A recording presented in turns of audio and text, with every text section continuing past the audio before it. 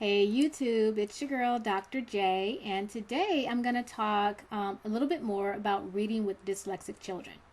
Now, all the research that I've done and conversations with professionals and all that kind of stuff, the biggest thing they talk about is the importance of repetition in reading with dyslexic children. Now, this tends to go completely against the grain of what we see in traditional education.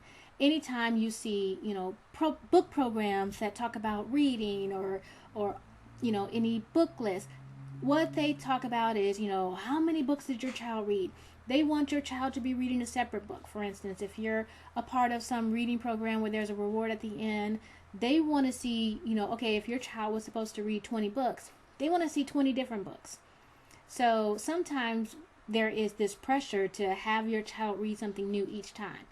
That actually is not the best thing for a dyslexic child. With dyslexics, we want repetition in reading because what that will do is not only will it increase confidence, but it will also increase fluency. And fluency is going to be really important. That is, how quickly you are able to read and understand with ease. And so most programs, like we use a program with my oldest, where what they'll do is they'll read the story to him and then he'll read it back, and they have him read it back 3 times, and then it tracks how many words he reads per minute, and how many he gets right each time. Wonderful. And so that method I use with him outside of the program, and I also use it with my twins. So basically, we take a book, we sit down, we talk about the book. So I let them know this is what the book, let's look at the cover, this is the title, this is what the book is going to be about. These are some words that we may want to look for, those sort of things, so that they are really comfortable with the book. Then we read the book through together the first time. So they don't have to worry about figuring out the different words themselves. We're there to work through that together. Then I have them read it multiple times.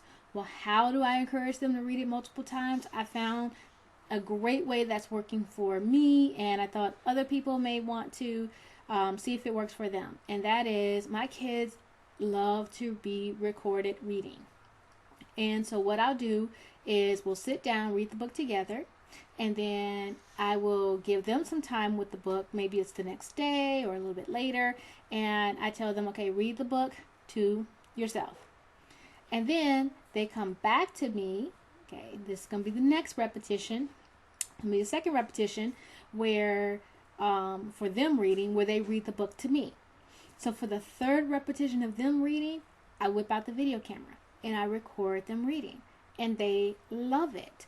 And it's nice because each repetition is something new and it's something a little bit different. Now, I'm not recording them so that it can be put on YouTube or, nobody's going to see it but, us.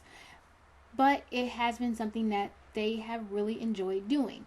My twins, because they are in first grade, their books are shorter, less complex. We can actually tape them reading the entire book. My third grader, his books are a little more advanced, and his books, have a theme. For instance, he's working on a research report about ferrets, and so he is reading several books that are about ferrets. So what I'll do with him is I will let him pick out a page that he's going to read on camera, and that has been so good for us.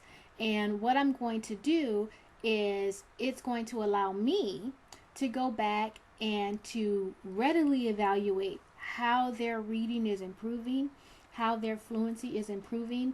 And then another thing that we're going to do is I'm going to keep all those clips, and then I'm going to create an individual movie for each child that's going to have them doing various types of reading of books or pages from books all throughout this year, so that they will have an opportunity to see how their reading has improved, and also they will see just how many books they've read over the course of the year. And so it's great for record keeping. It's great for being able to track really how are the kids doing. I have 3 kids. We do a ton of stuff. So sometimes you do lose sight of, okay, where are they at in this process? This allows me to quickly and easily go back and see how each child is doing. And it's also going to give them an opportunity to watch themselves improve over time, which is also going to build confidence and in their own reading ability and let them see that they can do it. Also, as they begin to take more classes out and, be in more, pseudo school type settings, as we do science classes and classes at botanical gardens and different things like that, sometimes they're going to be in a situation where they have to read around their peers. And so because they've had this practice with reading aloud, reading orally, it's going to be a much more comfortable experience for them because they're going to know they can do it. They have video of the fact that they can read a book out loud. And so when they're put into that situation, it's not going to be the first time they've experienced it, and they're going to have the confidence that they need to be able to thrive in that situation. So that's what we're doing, and it's working really, really well for us.